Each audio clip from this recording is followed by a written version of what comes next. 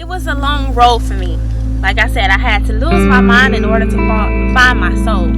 It was plenty lonely nights. I used to be so afraid of the dark. Now I embrace the dark because that's when I'm most at peace, when the world is still. Ever since the Trayvon Martin case, it's been a lot of our people getting gunned down by police, especially during the Mike Brown case. He was just standing in front of a store selling CDs, trying to make a way for his family. Police just came and killed him for no reason. And that touched me in a way that made me write this poem. This is a poem that I written back during the Mike Brown case. It was the second case that was overturned, and it had me feeling some type of way. This poem is called We Are One. As this world spins on its axis 365 days in a year, my own people live in fear of the future tears that they may shed due to the lack of maturity of the ones we unconsciously fear. Within 24 hours of these 7 days, when do my people ever think of better ways to ensure our society will pave greater grounds for our future sons and daughters to walk on without falling down? See, some people in this world love to throw up this smoke haze of how they perceive our history within those dark days to try to deter us from our own legacy of crowns and thrones in hopes of belittling our birthright deep down to our bones. The more it seems we continue to hear, the more brainwashed our society becomes to fear that those chains that once bonded us will never still to disappear. But also we have to realize the majority of these acts seem to appear, and that's within us. It seems to amaze me how selfish we are to divide that financial pie, but complain when once successful black businesses are heavily deprived. Black on black crime is at its all-time high, and self-hatred is just as clear as the rising sky. Instead of using weapons of steel to physically and emotionally kill, we should use proper arterial weapons to heal. And how much our elders fought until they became numb, but they never gave in, and they never gave up. No matter how much the enemy made them feel like they were stuck, they were fighting for you. And they were fighting for me. No selfish layer were embedded in their seams. A group became as one, with one simple goal: to ensure a future that will relieve our souls of the pain and the sorrow they made us once feel hollow, with a little bit of hope even when it seemed hard to cope. My brothers and sisters, this is bigger than us. Beyond our petty ways and our lack of trust, we were born of kings and queens. Just ask King Tut. Yes, this is figuratively speaking, ain't no need for no but rise up with integrity, embody the fold. Never forget how our elders took control with honor and virtue. United as one, we're a force to be reckoned with. As powerful as the sun, we are one. Hey, what's up, you guys? My name is Joann MOONIE Holmes. I am 27 years old, Miami, Florida native, born and raised 305 all day, every day. But growing up as a black girl, well, I wouldn't say I had a rough childhood, but I had a rough childhood insecurity-wise. Of course, because of the color of my skin, but not only because of that, because I am a light-skinned girl. People see light-skinned girls as bougie, and they think they all that and stuff like that. And I'm not that type of female. I'm just very low-key, humble, real laid back. And growing up, I felt like I was always a target or looked upon like she thinks she's all that, when it really wasn't like that, even within my own family. So growing up, it was like, is that really your daughter? Is that really your cousin? And stuff like that. And especially with my sister. I love her, she's my sister. But I always felt like she didn't like me because of my skin color. And it was very penetrating to me because you're supposed to be my big sister. If I needed you for advice or anything, I'm supposed to come to you. But it seemed like every time I was around you, you disowned me. That was growing up, being a light-skinned girl. They say dark-skinned. I think all of us have issues really with ourselves, and it stems from slavery. They made us like that, and it's just sad that we still have that mentality. But we also have to realize slavery didn't end that many years ago, so it's still a struggle for all of us. And I don't fault any of us for feeling the way we feel. I just wish that all of us could finally understand that it was embedded in us to love each other as one. nobody is more superior than the next. Dark skinned is not more superior than light skinned. We are one. We are whole. We are us. So I don't think it should be a problem to love ourselves and love somebody lighter or darker than you. Is you drunk? Is you had enough? Are you here looking for love? Ooh, got the club going crazy. As a little girl, I fell in love with music. Music just spoke to my soul. Like, I was very to myself. I really didn't go outside. If I did go outside, I had to come in during the street lights. My dad was very, strict. So I had to find ways to occupy my time. Music and reading occupied my time. And I feel like that's how I have a way with words, because all the books I read as a child. Like, I used to read Harry Potter books. I love me some Harry Potter. I used to get in competition with myself, like, when are you going to finish this book? How fast are you going to finish this book? So it wasn't better to me to love music. I think in the womb my mama played music and it just made me feel some type of way to love music now. But during the journey of my life, I used to sing in my room. You know how you always just sing to yourself in your room, sing your heart out, sing this and sing that. And with me having a very high-pitched voice already, it's sort of like you could imagine my voice when I sing. I started writing music like elementary school, 5th grade. I still have my book of lyrics to this day, my book of songs. And writing music is poetry. Poetry is music. So if you do any type of writing poetry, songs, you are an artist. 2011, I started hanging with these group of boys that had a local record label down here. And I started to get in the music scene. And being in that scene, it was very gritty. I can say it's very gritty. You can actually hire people and help people support their families. I think that is much more valuable than using your voice, because you can use your voice, but will your voice change lives physically? I don't think so. And that's what made me start doing this. A group of friends, actually, we came up with an idea to interview local talent, businesses, and give them a platform. And those group of friends, everybody will not have the same determination and drive as you. Untapped Miami is a platform to promote local artists, talent, and entrepreneurs in South Florida. So basically, I interview. If you catch my eye and I see you working, I see you grinding, I see you getting your business out there, I will approach you, or you could either approach me.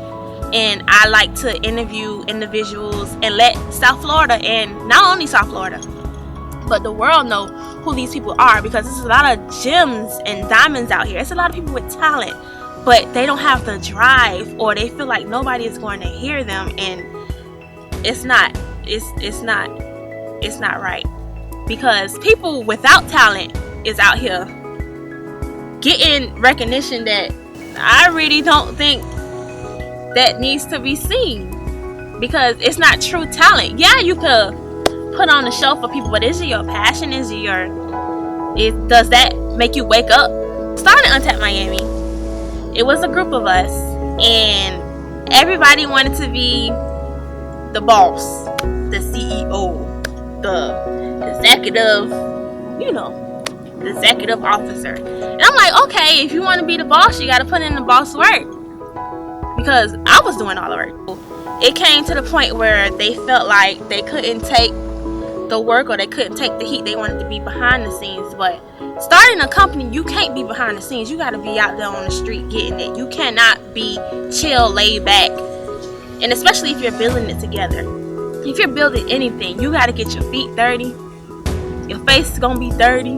Hands going to be dirty. You're going to be tired. Long nights, long mornings. You just got to put in the work. It's not going to come overnight. I have been doing this for a year, and I've been through countless trials and tribulations that many people would not think I will go through. You cannot judge a book by its cover. I could honestly.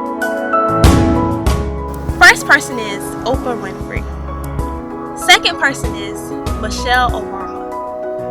Third, and definitely not last, is Beyonce Knowles Carter. The reason why Oprah inspires me is because her beginning was it was not the typical beginning. She struggled. She didn't reach her momentum until she was in her 30s. I could tell that with those three women, the humility that they share and that they have is something that I could honestly say I possess. And I see myself in them so much because it's like they're so humble. You never see them in any type of social media war or altercations. They keep it very classy, very sophisticated. And it's like you would never know what they go through. Beyonce, you could say she goes on tour almost every year. She dances while she sings in high heels. Beyonce, she's Beyonce, but you have to think about what made her become Beyonce. It was a lot of blood, sweat, and tears in that. Look how she started, Destiny's Child. She started with her father. She branched out on her own. And look where she is now. It's like she was the underdog. She put in work for many years. Many years, and I have the utmost respect for this woman, not only because of her talent, but for her grind. Why did God give me this life? Sometimes it's overwhelming. Why did God give me my talent, my gift, my family? She's thinking, did he really have to give this responsibility to me? Michelle Obama. Her husband was the president of the United States of America. I know that was a blessing, and I know it was overwhelming, but also she was the wife, the best friend, and the mother of his children. You could imagine what he had to endure and what she had to see him endure, and she had to stand strong by her man. And with Oprah, even though Oprah's single, she doesn't have any kids, but imagine how Oprah feels. And it's like, I know they hold so much power in their hands, but they're still humble. That's why I look at them, and that's why they inspire me. It's a saying where it says you have to lose your mind in order to find your soul. And that's what I had to go through. I had to lose my mind. I had to lose friends. I had to lose sometimes even family. Family, when I was doing Rip the Stage in 2012, 2013, I will always ask my family, come support me when I'm doing my poems at, the open mic. Nobody would come support me. Sometimes friends, I wouldn't even ask my friends because they say they was at work or they was doing something. I wouldn't even ask my friends to come out and support me because this is not their dream. This is not their vision. This is mine. Nobody is going to give you anything. You have to go get it. Social media is big in this era. And I feel like what majority of the people that are Instagram famous, YouTube famous, as you can see, they don't call them celebrities. They call them Instagram famous, YouTube famous. You can make a video making people laugh and you got over 1 million followers and 1,000 likes and you have no substance. The youth nowadays needs leadership and substance. They're going to follow in these footsteps and it's going to lead them nowhere. The music artists that they're signing nowadays, especially the rappers, they're not like the rappers that we had back in the day, like the Tupac, the Biggie, the Nas. People who are influential.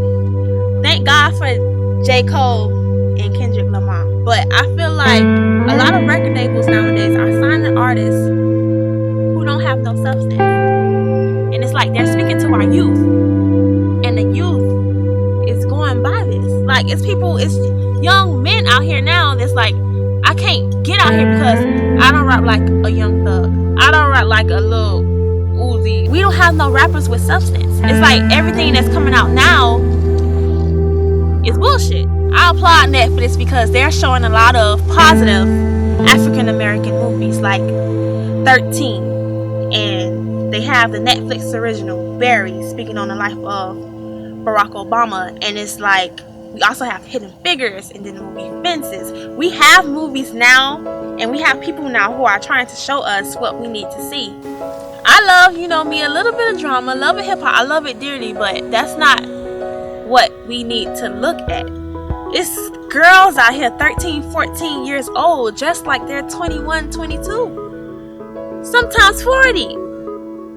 And it's like, what are we showing our youth? What substance are they going to bring to our future? A lot of people, especially me, during the time where I had to lose my mind, it was certain things that I would not want to think about. I would drink my sorrows away.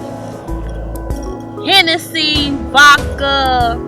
Yes, I used to be a drinker. Heavy drinker too. And it's like, people don't deal with their pressures of life. They run away from it.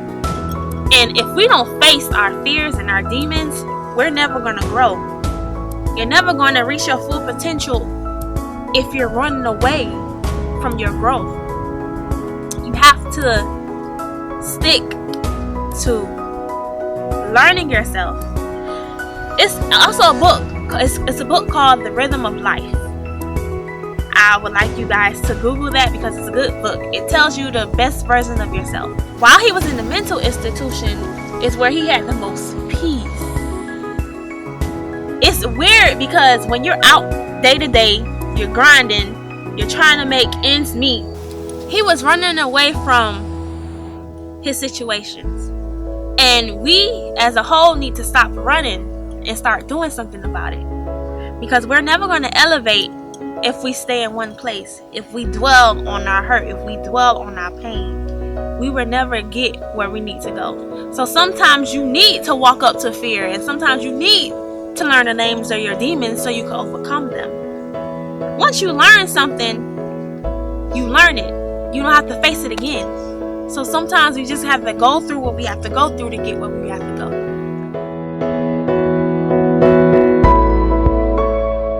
I would like to leave peace and love, because that's what we're lacking. Love.